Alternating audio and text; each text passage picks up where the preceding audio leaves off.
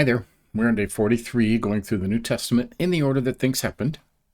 And we're working our way through the Gospels right now.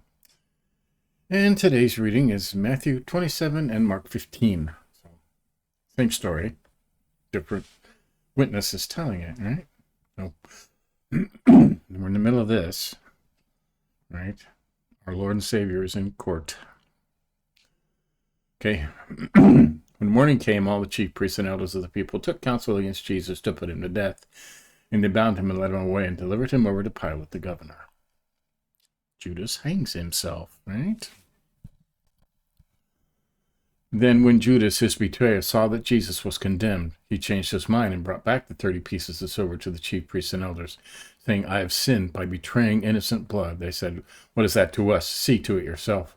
And throwing down the pieces of silver into the temple, he departed and went and hanged himself. But the chief priest, taking the pieces of silver, said, it is not lawful for us to put them into the treasury, since it is blood money. So they took counsel and bought with them the potter's field as a burial place for strangers. Therefore that field has been called the field of blood to this day. Then was fulfilled what had been spoken by the prophet Jeremiah, saying, and they took the 30 pieces of silver, the price on him on whom the price had been set by some of the sons of Israel, and they gave them for the potter's field, as the Lord directed me. Yeah. Jesus before Pilate. Now Jesus said before the governor, and the governor asked him, are you the king of the Jews? And Jesus said, you have said so. But when he was accused by the chief priests and elders, he gave no answer. Then Pilate said to him, do you not hear how many things they testify against you? But he gave him no answer, not even a single charge, so that the governor was greatly amazed. The crowd chooses Barabbas. That's a quick huh? Now at the feast, the governor was accustomed to release for the crowd any one prisoner whom they wanted. And they had a notorious prisoner called Barabbas. So when they gathered, Pilate said to them, whom do you want me to release to you? Barabbas or Jesus, who is called Christ? For he knew that it was out of envy that they had delivered him up. Besides, while he was sitting on the judgment seat, his wife sent word to him, have nothing to do with that righteous man, for I have suffered much because of him today in a dream. Now the chief priests and the elders persuaded the crowd to ask for Barabbas and destroy Jesus. The governor again said to them, which of the two do you want me to release to you? And they said, Barabbas. Pilate said to them, then what shall I do with Jesus, who is called Christ? And they all said, let him be crucified. And they said, why? What evil has he done? But they shouted all the more, let him be crucified. Kind of reminds you of people today. They put up there horrible, evil, murderous people, and the people gather around them and do all kinds of protesting and burning things down. Right? Some things never change. Pilate delivers Jesus to be crucified. So when Pilate saw that he was gaining nothing, but rather a riot was beginning, he took water and washed his hands before the crowd, saying, I am innocent of this man's blood. See to it yourselves. All the people answered, his blood be on us and our children. Then he released for them Barabbas, and having scourged Jesus, delivered him to be crucified. Mocked. Then the soldiers of the governor took Jesus into the governor's headquarters, and they gathered the whole battalion before him. And they stripped him and put a scarlet robe on him. And twisting together the crowns of thorns, they put it on his head and put a reed in his right hand. And kneeling before him, they mocked him, saying, Hail, King of the Jews! And they spit on him and took the reed and struck him on the head.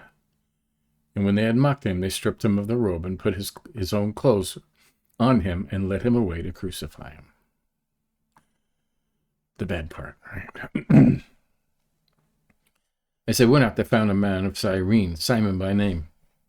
They compelled this man to carry his cross, and when they came to a place called Golgotha, which means place of the skull, they offered him wine to drink mixed with gall. But when he tasted it, he would not drink it.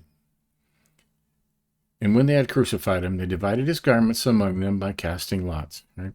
That was, Isaiah said that. Then they sat down and kept watch over him there. And over his head they put a charge against him, which is read, This is Jesus, King of the Jews. And 2 robbers were crucified with him, one on the right, one on the left. And those who passed by derided him, wagging their heads and saying, You who would destroy the temple and rebuild it in 3 days, save yourself. If you are the Son of God, come down from the cross. So also the chief priests But the scribes and elders mocked him, saying, He saved others, he cannot save himself. He is the King of Israel. Let him come down from the cross, and we will believe in him.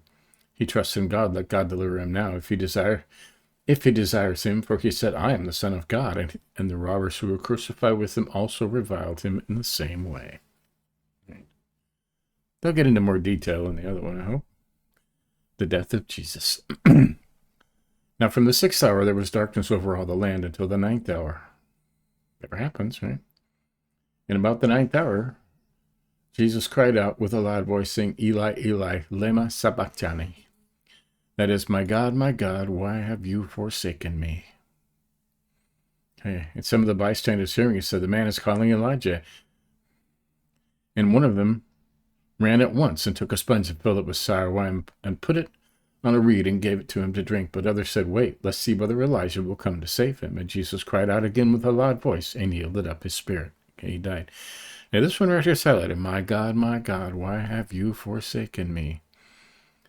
A lot of people think he was calling out to God, right? But let's go over to Psalm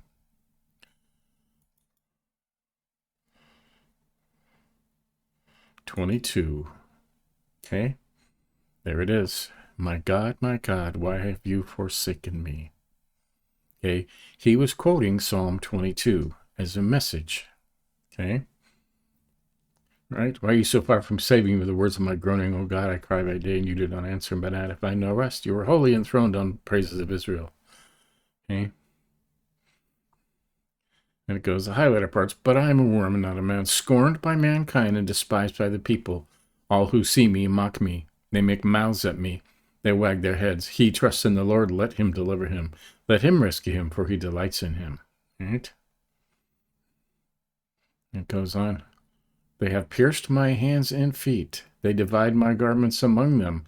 And for my clothing they cast lots. Okay?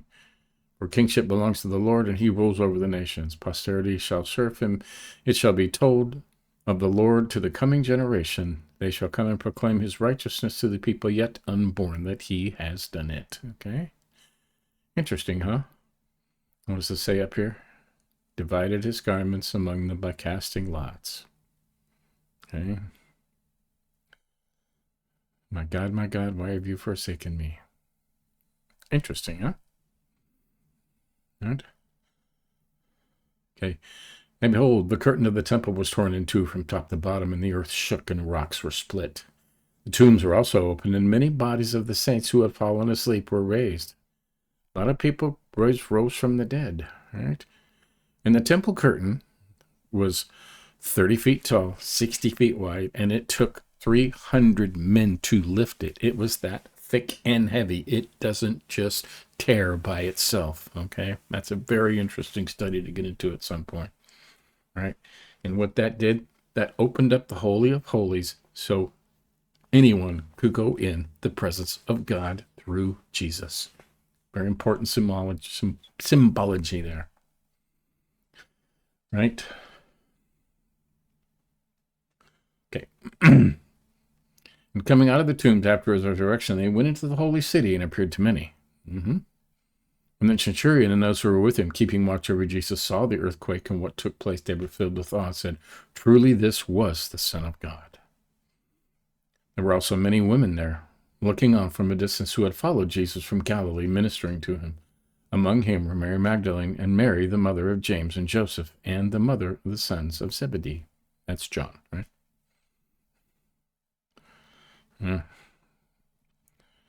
Jesus is buried. When it was evening, there came a rich man from Arimathea, named Joseph, who was also a disciple of Jesus. He went to Pilate and asked for the body of Jesus, and Pilate ordered it to be given to him. And Joseph took the body and wrapped it in a clean linen shroud, and laid it in his own tomb, which had been cut in the rock. And he rolled the great stone to the entrance of the tomb and went away. Mary Magdalene and the mother of Mary were there, sitting opposite the tomb. They guarded the tomb. The next day, that is, after the day of preparation, the chief priests and the Pharisees gathered before Pilate and said, Sir, we remember how that impostor said when he was still alive, after 3 days I will rise. Therefore, order the tomb to be made secure until the third day. Let us decide lest his disciples go and steal him away and tell the people he is risen from the dead. And the last fraud will be worse than the first. Pilate said to them, "You have a guard of soldiers. Go, make it as secure as you can." And they went and made the tomb secure by sealing the stone and setting guards before it. There you go. Lots of interesting stuff in there, right? About what Jesus really did. Quote Psalm 22. Right? And they all should have known that. Right? Okay. Whoops. Now we're doing Mark 15. Same story, right? Different witness. Right? As soon as it was morning, the chief priests held a consultation with the elders and the scribes and the whole council, and they bound Jesus and led him away and delivered him over to Pilate. See? Very quick. Pilate asked them, "Are you the king of the Jews?" And he answered him, "You have said so." And the chief priest accused him of many things. And Pilate asked him again, "Have you no answer to make? See how many charges they bring against you." But Jesus made no further answer, so that Pilate was amazed. Pilate delivers Jesus to be crucified. Say it very quick here, huh? Now at the feast he used to release for them one prisoner for whom they asked. And among the rebels in prison who had committed murder in the insurrection, there was a man called Barabbas. And the crowd came and began to ask Pilate to do as he usually did for them. And he answered them, saying, "Do you want me to release for you the king of the Jews?" For he perceived that it was out of envy that the chief priests had delivered him up. Right. But the chief priest stirred up the crowd and had to have him release for them Barabbas instead. And Pilate again said to them, "Then what shall I do with the man you call king of the Jews?" And they cried out again, "Crucify him." And Pilate said to him, "Why? What evil has he done?" But they shouted all the more, "Crucify him." So Pilate, wishing to satisfy the crowd, released for them Barabbas, and having scourged Jesus, delivered him to be crucified. And he doesn't talk about the part about Pilate's wife, okay, washing his hands and all right. And the soldiers led him away inside the palace, that is the governor's headquarters. And they called together the whole battalion, and they clothed him in a purple cloak. Twisting together a crown of thorns, they put it on him, and they began to salute him, "Hail, King of the Jews." And they were striking his head with a reed and spitting on him and kneeling down in homage to him. And when they mocked him, they stripped him of the purple cloak and put his own clothes on him, and then they led him out to crucify. And they compelled the passerby, Simon Cyrene, who was coming in from the country, the father of Alexander and Rufus, to carry his cross. And they brought him to a place called Golgotha, which means place of the skull. And they offered him wine mixed with myrrh, but he did not take it. And they crucified him and divided his garments among them, casting lots for them. Right? As it says in Psalm 22, to decide what each would take. Now it was the third hour when they crucified him, and the inscription on the charge of him against him read, "The King of the Jews." And with him they crucified two robbers, one on his right, one on his left. And those who passed by derided him, wagging their heads and saying, "Aha, you who would destroy the temple and rebuild it in 3 days, save yourself and come down from the cross." So also the chief priests with the scribes mocked him to one another, saying, "He saved others, he cannot save himself. Let the Christ, the King of Israel, come down from the cross, that we may see and believe." Those who were crucified with him also reviled him. The death of Jesus. And when the 6th hour had come, there was darkness over the whole land until the 9th hour, right? 3 hours it was dark. That should have scared them, right? Because they have done, right? They've got weather patterns going back as far as they need to. Okay, there was no eclipse that day, okay? There was no eclipse. The sun went out. And at the 9th hour, Jesus cried with a loud voice, "Eloi, Eloi, lama sabachthani," which means, my God, why have you forsaken me?" Okay, we know that, okay? Quoting Psalm 22, okay? And some of the bystanders hearing it said, "Behold, he's calling Elijah." And someone ran and filled a sponge with sour wine and put it on a reed and gave it to him to drink, saying, "Wait, let's see whether Elijah will come and take him down." And Jesus uttered a loud cry and breathed his last. And the curtain of the temple was torn from top to bottom. Yeah, we talked about that. And when the centurion who stood facing him saw that in this way he breathed his last, he said, "Truly this man was the Son of God." There were also women looking on him from a distance, of whom were Mary Magdalene, right? Which he drove demons out of her, and she followed him, right? Before he called his first, right, Peter, his first apostle, Mary was there.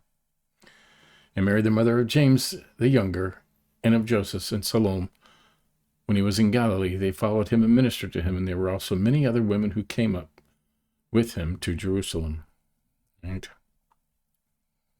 And why wouldn't they follow him? He was the ultimate man, right?